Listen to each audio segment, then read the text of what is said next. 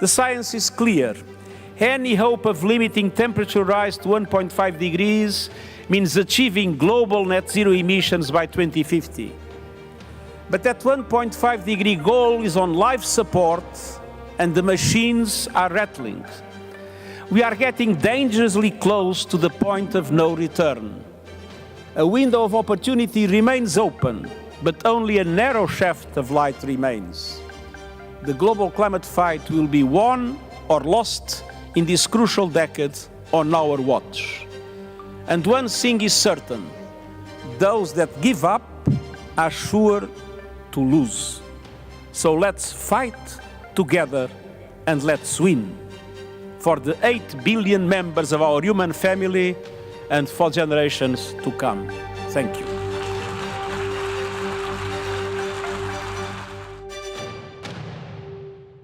Hello, and welcome to the COP27 Dialogues.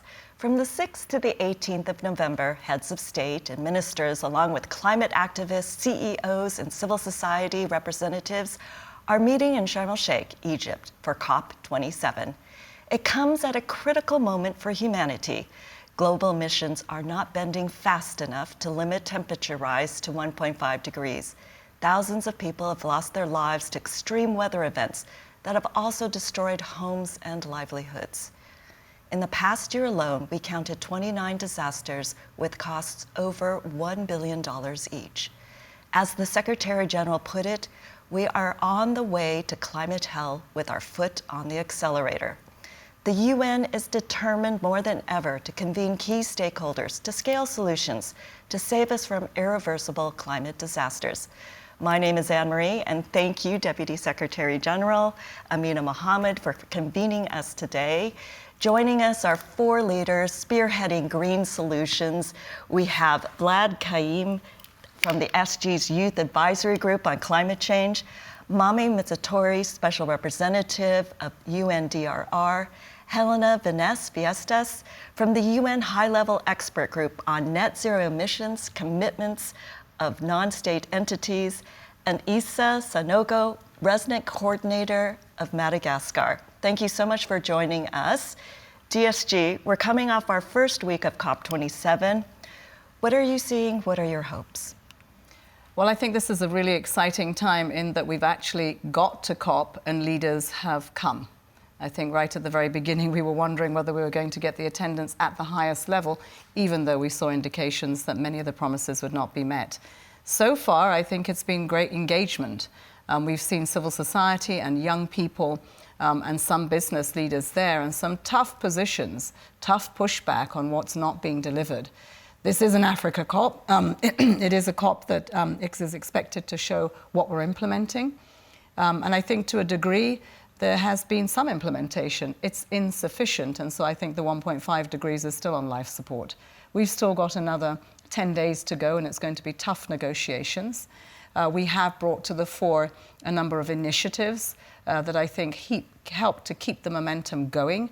The most successful of the messages, which is underpinned by many of the initiatives, is that we actually get loss and damage on the agenda. And I think if anyone was at pre-COP, you would have seen that it was looking pretty difficult. It's there now. It's for us to negotiate a timeline with deliverables that we can speak to the Paris promises that we made. And then I would say last, but certainly not least, that engagement needs to get us into a Paris stocktake moment next year. The credibility of it will be in the next 10 days. What will we harvest from this COP seriously to take that through to COP28? Yeah. A lot of times you talk about scale and that we need to go, in order to reach these goals, we have to go to scale.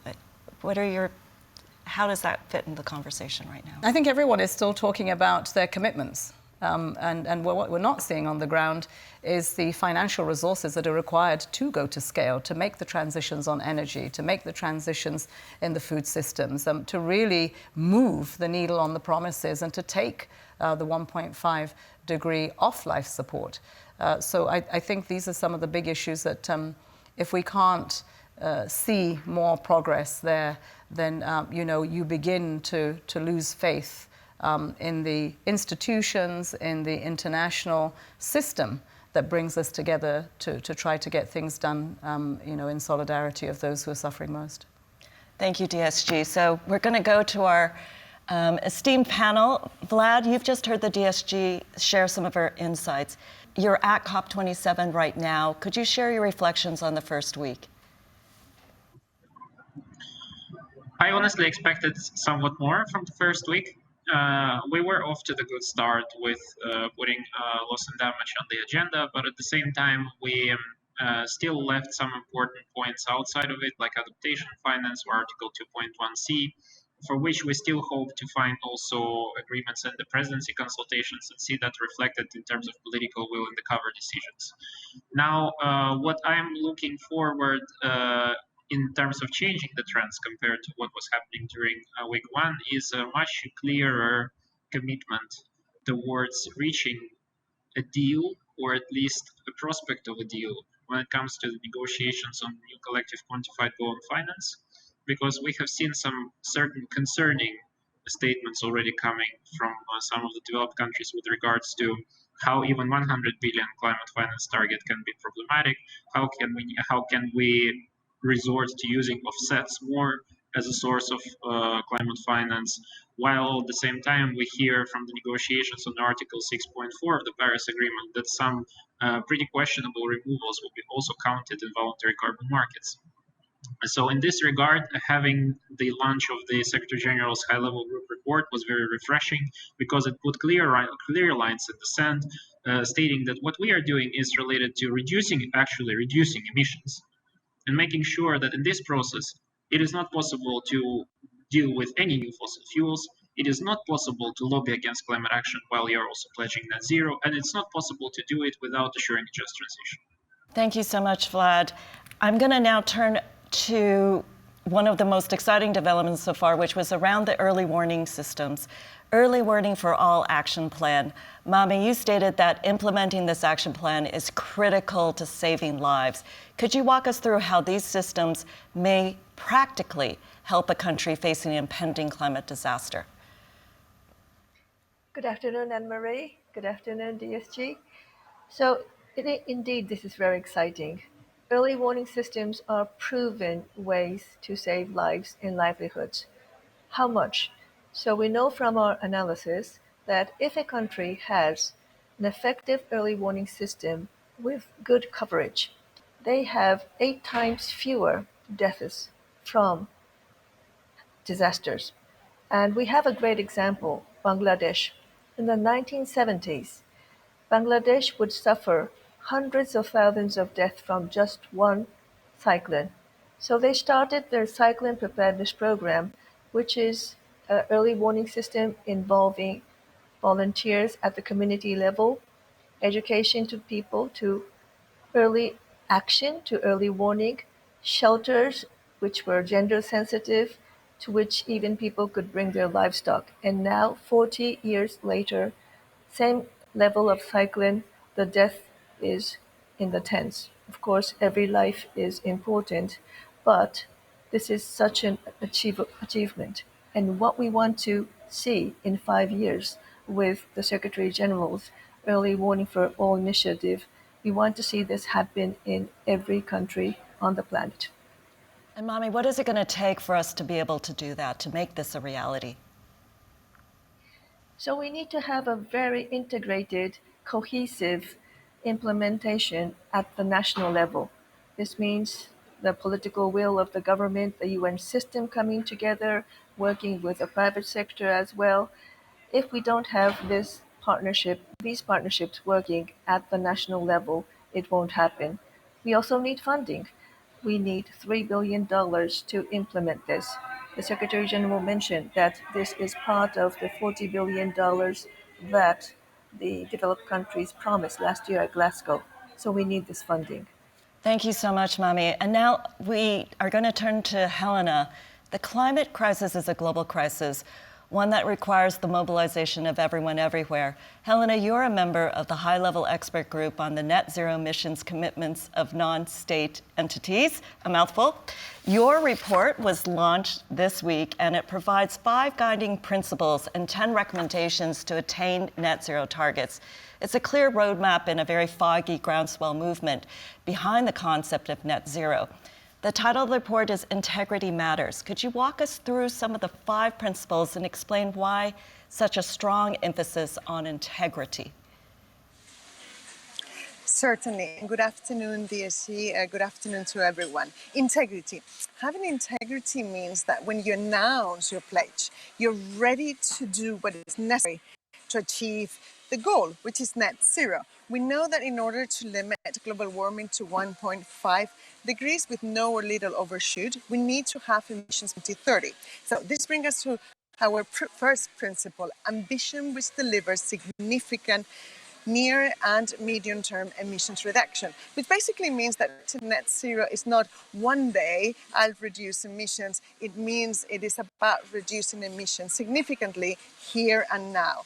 Principle number 2, reaching net zero means transformational change and involves the entire entity and beyond. So the non-state actors need to demonstrate integrity by aligning commitments, actions and investments. This is, for example, in the case of companies, about aligning their business strategy with capital investments, R&D, their governance, incentive structures, and with their advocacy work. Principle number 3, if you're seriously committed, don't have anything to hide, right? So share all the information that is the relevant information and do so in a comparable manner. Tell us not only about your targets, but also how you plan to get there. Give us the details and then report back annually on the progress you have made. Principle number 4, establish credibility through plans based in science and get your pitches, your plans and your reporting verified by independent third party. And last but not least, principle number 5, demonstrate commitment to both equity and justice in all actions. We put just transition at the core of all our recommendations and gave it the central role that it merits. Thank you so much, Helena. In the report, it says, while climate change is a threat multiplier, well-designed efforts to mitigate it can be a solution multiplier. I like that line. Especially in enhancing food and energy security, equity, and affordability. Could you tell us a little bit about how these recommendations can help multiply solutions? So let me give you 2 examples. It's always more tangible when you provide examples, yeah? First example, deforestation and environmental degradation are not in line with net zero. We know that, yeah? The rights of indigenous peoples and local communities are responsible for the stewardship of the forest and many other ecosystems that are used today for offsetting projects have been ignored for too long. What we're calling is for creating a high integrity market and a high integrity use of carbon credits that integrates in design and implementation the rights of local communities and indigenous people, which is on our recommendation number 3. The second example is fossil fuel, also incompatible, as we know, with net zero. The science is crystal clear on that. Moreover, fossil fuels are responsible for driving inflation, current energy and food security crisis experienced in countries around the world, something that a transition to renewables would minimize. We're calling for phasing out of fossil fuels and scaling up renewable energy. Recommendation number 3. Thank you. Can I jump in yes, here? Please. Vlad, you're in COP and you saw the launch, and we think it's an incredible report because it was in response to what was a massive commitment by the private sector that went over $1 trillion to the climate action promises. How would you use this tool going forward to advocate with private sector? What does this do for you? What does this report mean? So I will use these recommendations as another tool of advocating for accountability of primarily corporate actors, of course, in this case we're talking about, because I have been involved, in fact, in a few such efforts where corporations try to invite young people and establish this rapport of critical but respectful engagement with regards to especially Scope 3 emissions and general the strategies of net zero and nature positive development, and making sure that we dissect between the marketing speaks and, as I said, the actual lines in the sand that are drawn in this report is crucial for my own credibility as a climate advocate when I'm engaging with them. It is crucial for public accountability, for environmental integrity, and having the backing of an entire panel, such as the one that the Secretary General has convened for this purpose, is of an enormous use for all of us, those who are concerned with what corporations are doing, are not in their net zero transition, as consumers, as citizens, as experts. That's amazing. So there we go. Helena, the tool is already being put to use, and so thank you for that. And it's going to be helpful to anyone who is thinking about what it is that they need to do and be in line and accountable and have that integrity, Helena, that you spoke about. So let's zoom into that local context where we see the manifestation of climate change as a threat multiplier. Issa, as the resident coordinator in Madagascar, you've seen the full impact of storms, cyclones, and severe droughts, communities pushed to breaking points. Could you give us insight into the daily lives of people living with extreme weather events and what can be done or what needs to be done now? Madagascar, when I compare it to what I heard from Mami just a few minutes ago, seems to be 30 years behind. It's a place where you have 2/3 of the population which is living in areas that are very vulnerable to extreme weather events. And that makes it the 4th country in the world which is the most vulnerable to those extreme disasters.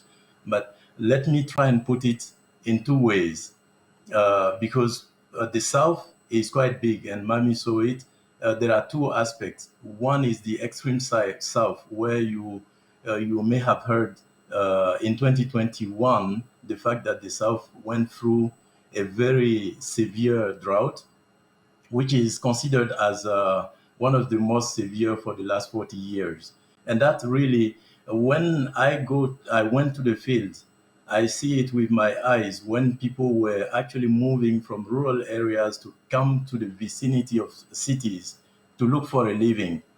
And then the others were moving on the northern side, where they were sort of encroaching with the natural forest and the natural reserves. This had an implication in terms of more fire burning down the forest, destroying the endemic species that Madagascar is offering to the entire world. Now, obviously, when that happened, the entire community, the international community, actually came together to try and scale up the humanitarian response. As of today, I would say that we managed to save lives. But while we were doing that, another extreme weather condition hit. This came in the southeast with the cyclones. And again, this is an extreme weather condition because within just 3 months, we got 6 extreme tropical storms and cyclones. 2 known as the most extreme hit the same area in the southeast Madagascar, where all the livelihoods such as the rice plantations, the cash crops were all washed away. I'm not going to go into schools, hospitals, roads, and everybody else that were left with houses, etc., let alone the death toll. We've gone through it. Up to now, we are struggling with the restoring of the livelihoods. We are struggling with the reconstruction of the damaged infrastructure. We have close to 2 million people who are still struggling with food insecurity and malnutrition. And this is where the humanitarian assistance is coming in. But we are very much conscious that this is not the answer, because we've seen that with those loss and damages, it is very difficult to invest. and we need to change that paradigm. So what I see coming is the necessity, as one of the panelists said, to build more of the early warning systems, learning from the case of Bangladesh, for instance, but also building on the disaster risk reduction, making sure that the climate adaptation measures such as crop resilience to drought, for instance, are introduced, and also looking at alternative livelihoods so that the populations are not only dependent on the traditional crop mechanism, but they can move into alternatives that prepare them for future damages. Thank you so much, Issa. I mean, it really has come full circle now with that conversation. We started on early warning systems, and it's come back to say why we need all of these pieces and innovations interconnected. DSG, what's resonating with you in this conversation? Well, first, I wish I was at COP, but there's so many of you there, and you're plugging away to make this a difference. I think 4 things. First, the people's movement, with young people at the center of it, needs to be supported. It needs to leave COP, it needs to have more and more amplification, and we need to see these crescendos in different countries of the world that have to take decisions and the actions that they have not done for COP. The second is the private sector. This report that we've had is incredibly important, as Helena said, to integrity. And that integrity needs to be translated into their business models. The private sector has to stop talking 2 sides of the mouth. One is green, one is brown. It has to all be green.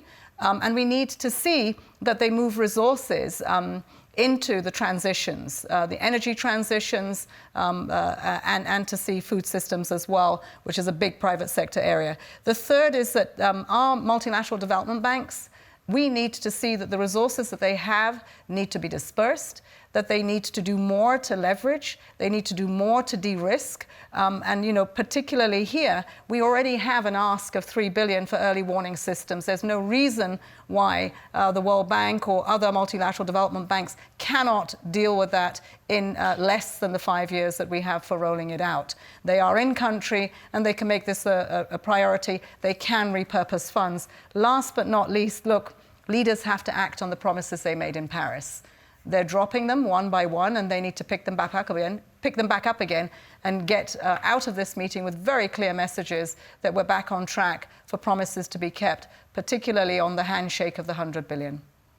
But this is incredible. Thank you very much for doing what you do in COP, and here in New York, we are fully engaged with you and supportive of all the actions that you're taking. Thank you, DSG, and thank you again to this terrific panel. And before we close, I'd like to go around and invite each of you to give me one word, share one word that captures how you feel so far on COP27. Issa, since you're going to be traveling soon to COP27, let me start with you. What is your one word that you're going into COP with? Difficult to summarize it in one word, but if I wanted to say something, I would say I'm first and foremost very honored to be part of the UNRC delegation to the COP27. And I feel really good about it because I just mentioned the fact that the loss and damages are something that are very difficult to recover from if we don't anticipate early enough. So my last word is really a call to invest in Madagascar on climate finance, climate adaptation, and loss and damages, because I believe that the return on investment for the world is high, given that the unique biodiversity offered by Madagascar is for the world. Thank you. Thank you. Okay, one word. We're giving you a pass on this. So Helena, what is your one word? I am energized by the great reception of the report. I think it can really make a difference. Thank you so much. Mami, your one word. Determined. I like that. We're gonna need a lot of determination. Vlad, what's your one word? Cautious, but hoping to become happy by the end of the next week. Okay, we're going to ask you. Deputy Secretary General Amina Mohammed, thank you again for convening us. What is your one word and the last word? Inspired and hopeful. Thank you so much, everyone, for being with us today. You can find out more information in the link on this page and how you can act now to take climate action. Thank you, everyone, and we'll see you next time. Thank you, everyone.